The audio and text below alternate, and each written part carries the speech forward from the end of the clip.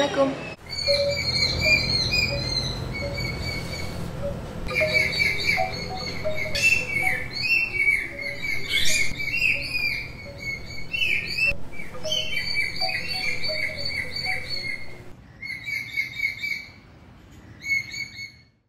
Beberapa waktu yang lalu aku ngadain polling tentang kira-kira jenis Epiprem 6 atau yang kita kenal dengan sirih-sirihan apa sih yang jadi favorit teman-teman.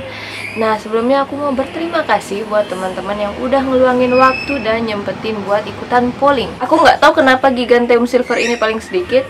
Antara mungkin teman-teman belum familiar dengan seperti apa Giganteum Silver, atau antara ya memang nggak suka bentuknya aja. Kita lihat apa setelah ngelihat perwujudannya teman-teman jadi suka atau enggak. Sebelumnya untuk memberi batasan, karena kalau di tempat kita tuh sirih-sirihan itu ada banyak banget ya yang sirih badak. Tapi sebenarnya ini adalah genus Monstera, makanya ini nggak aku masukin ke dalam polling. Sirih silver aku nggak masukin ini karena ini masuk ke dalam genus Scindapsus. Nah, untuk memperkecil pembahasan makanya kita khususkan ke kelas atau genus Epiprem 6.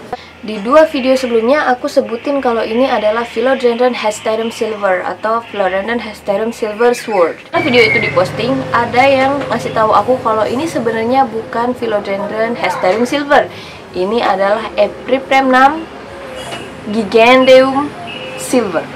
Tuh aku dapat pertama kali itu kan bentuknya masih kecil banget, masih bayi banget, dan itu mirip seperti kangkung gitu. Periolnya panjang banget, sementara Hesterium Silver itu punya periol yang pendek dan corak daunnya beda dengan ini. Untuk itu aku minta maaf karena kesalahan informasi dan ID yang aku kasih di dua video sebelumnya. Aku nggak bermaksud kasih ID yang salah, tapi ya memang karena dari penjualnya bilang kalau itu adalah Philodendron Hesterium Silver dan aku percaya. Tapi nggak bisa nyalahin penjualnya juga ya. Mungkin penjualnya memang taunya itu Hesterium Silver. Bentuknya itu seperti kapal keno, tapi tetap cantik sih. Daunnya cenderung glossy menurutku dan warnanya agak silver kehijauan. Seharusnya punyaku ini udah pakai turus ya, karena aku perhatiin tanamanku yang punya periol panjang banget kayak gini, kalau nggak dipasangin turus dia jadinya memendek dan cenderung numpuk. Ini kan harusnya dia ada jarak gitu. Kalau nggak dikasih turus, dia jadinya malah numpuk aja di sini rame-rame. Oke, selanjutnya adalah Epiprem 6 Aureum Enjoy. Aku punya di sini Enjoy. Aku punya sini yang kecil, tapi kayaknya kita ambil yang kecil aja ya, karena ini berat. Aku nggak salah tulis, tapi tulisannya memang Enjoy, bukan Enjoy. Ini adalah hasil propagasiku. Aku punya mothernya ada di sana, di sana, di sana. Udah di macam-macam tempat karena ini aku punya udah cukup lama. Menurutku ini adalah Epiprem 6 dengan daun terkecil. Karena memang dibandingin sama Manjula, bahkan sirih marble, ini tuh daunnya kecil banget. Pemisah antara hijau dengan putihnya itu jelas banget. Dan dia suka tanahnya dibiarkan sangat-sangat kering sebelum disiram. Tapi sebenarnya kalau untuk kelas Epiprem 6, aku tuh biasanya sebelum nyiram aku coba pegang daunnya. Kalau daunnya ini masih kayak kokoh, tegak, keras, padat, itu aku nggak siram dulu. Tapi kalau kita pegang daunnya, kita rasain daunnya dan itu udah agak kayak lemas gitu, nah waktu itulah aku siram. Itu cara supaya tahu di mana batas antara dia sudah cukup kering dengan dia masih basah banget gitu. Karena kalau misalnya disiram terlalu sering, dia gampang banget kuning menurutku daunnya, daun pangkalnya kuning. Tapi sirih gading itu menurutku nggak terlalu gampang busuk akar dibandingkan dengan Manjula dengan Marble Queen. Epiprem 6 Neon. Yang satu ini warnanya ngejreng banget ya. Kalau misalnya teman-teman punya sudut yang semua tanamannya itu hijau dan pengen ngasih satu warna yang ngepop banget, teman-teman bisa taruh Epiprem 6 Aureum Neon ini di sana karena warnanya benar-benar yang seger banget. Dan aku suka karena ternyata dia juga punya variegasi. Sini teman-teman bisa lihat ada warna putih setitik, terus ada juga yang bercorak di sini, biarpun dikit banget dan nggak selalu di setiap daunnya kalau punya aku sih. Jadi menurut aku ini bukan termasuk yang slow grower. Supaya sirih-sirihan itu rimbun, biasanya aku propagasi. Memang kelihatannya kayak kontraproduktif gitu ya. Kita pingin rimbun kok, tapi malah tanamannya dipotong gitu kan. Nah di sini aku mau propagasi langsung, digunting terus dimasukin ke dalam air. Pertama disterilin dulu ini. Kita ambil yang panjang dan punya notes ya, syaratnya harus ada notes. Satu, teman-teman bisa lihat aku ambil yang ada satu notes di sini. Dan satu lagi ini. Di sini ada 2 notes. Tapi karena masih terlalu muda, aku ambil langsung banyak gini aja. Oke, jadi ini aku langsung pakai mesin waktu ke 1,5 bulan berikutnya. Dan ini dia hasil propagasiannya sirih neon. Kita lihat akarnya. Oh, ternyata di sini campur sama propagasian marble. Akarnya udah siap banget ditaruh di tanah. Ini indukannya kemarin. Nah, supaya rimbun, aku biasanya tetap tanam di sini. Karena menurut aku mereka ini suka yang rame-rame gitu. Mereka suka berkumpul, ditanam berkumpul. Oke, langsung aja. Paling aku korek-korek sedikit ini buat nyari tempat buat nanamnya. Kita tinggal masukin ini ke dalam sini. Dan kalau misalnya nanam gini, kita harus proyeksikan ya kemana kira-kira dia tumbuh. Ini kan numbuhnya pasti ke arah luar sana. Karena kalau kita masukin pot dan arahnya ke dalam sini, nanti dia rimbunnya ke sana, nggak menjuntai keluar gitu. Jadi kita harus bisa membayangkan kemana nanti arah dia tumbuh supaya di pot ini nanti tumbuhnya bagus gitu, menjuntai keluar gitu, nggak ke dalam. Nah, biasanya kalau misalnya hasil propagasian itu baru dipindahin ke tanah, kita harus awal-awal itu tanahnya harus kita bikin lembab ya, karena sebagai transisi dia dari air yang selalu basah ke tanah yang kadang bisa kering gitu. Jadi secara bertahap kenalkan dia ke kering sedikit-sedikit gitu, jangan langsung karena nanti pasti dia kaget dan layu. Oke, ini di sebelah sini. Jangan terlalu dalam naruhnya, sebatas sampai akarnya kekubur aja udah cukup menurut aku.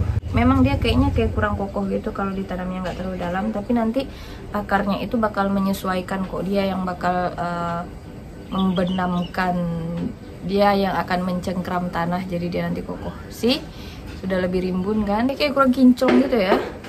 Gimana supaya bagus? Kita kasih kilap daun dulu supaya tampilannya jadi lebih ngejreng. Shine-nya petani daun. Kalau kilap daun aku yang satu lagi itu kan harus ditaruh ke kapas dulu, dilap-lap satu-satu, tapi ini nggak perlu. Nah, terus kadang juga variegatanya tuh hijau. Wait, aku punya tapi tipis-tipis banget nih.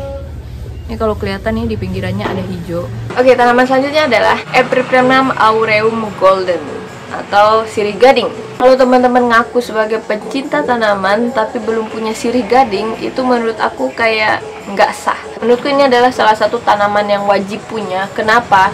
Satu, dia bisa memfilter udara, memfilter racun. Terus yang kedua, dia ini gampang banget dirawat. Jadi kalau misalnya kita ngepropagasi sirih gading ini dan sudah berakar, kita bisa tambahin propagasinya ini ke propagasian tanaman lain untuk mempercepat pertumbuhan tanaman lain. Berikutnya adalah Epipremnum aureum marble queen. Nah, di sini aku punya marble queen. Sejujurnya dulu aku punya marble queen ini yang rimbun banget, tapi kemudian ada belalang yang makan sampai daunnya habis, sampai benar-benar tinggal 1 daun dan 1 notes. Nah, ini adalah upaya penyelamatan aku, tapi aku juga ngerasa dia tumbuhnya nggak terlalu bagus. Aku nggak tahu, mudah-mudahan setelah masuk musim panas ini dia kembali rimbun lagi. Nah, jadi kalau marble queen ini terkenal dengan bentuk daunnya yang